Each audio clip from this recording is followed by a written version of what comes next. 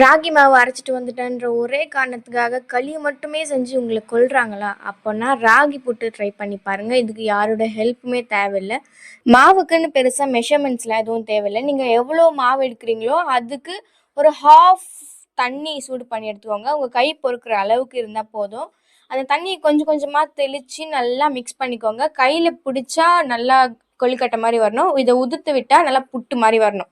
அவ்வளோதான். அதில் உப்பு போட்டு மிக்ஸ் பண்ணிவிட்டு துணியை அலசி இட்லி குண்டால எப்பயும் போல் எப்படி புட்டு வேக வைப்போமோ அது மாதிரி கொட்டி வேக வச்சுக்கோங்க. நல்லா ஒரு 20 மினிட்ஸ் கிட்ட வேகணும். அப்போ தான் அது அதோட ரா ஸ்மெல்லாம் நல்லா போயிடும். நீங்கள் தேங்காய் துருவுறது தான் உங்களுக்கு பிடிக்கும், துருவி தான் பண்ணுவீங்கன்னா நீங்கள் துருவி எடுத்துக்கோங்க. ஆர்எல்ஸ் மிக்சர் ஜாரில் தேங்காவை கொஞ்சம் கொஞ்சமாக பீஸாக கட் பண்ணி போட்டுட்டு பல்ஸ் மோடில் போட்டு எடுத்துக்கோங்க. அவ்வளோதான். இப்போ வெந்த மாவை நல்லா உதுத்து விட்டு கொஞ்சமாக சூடு ஆறுனதும் சர்க்கரை போட்டு தேங்காய் போட்டு நல்லா மிக்ஸ் பண்ணிக்கோங்க. உங்களுக்கு ஏலக்காயோட ஃப்ளேவர் பிடிக்கும்னா சர்க்கரை கூட 2 ஏலக்காய் போட்டு மிக்சர் ஜாரில் நல்லா அரைச்சி அதையும் சேர்த்துக்கோங்க. கூட கொஞ்சோண்டு நெய் விட்டு நல்லா மிக்ஸ் பண்ணி சாப்பிட்டிங்கன்னா சூப்பராக இருக்கும்.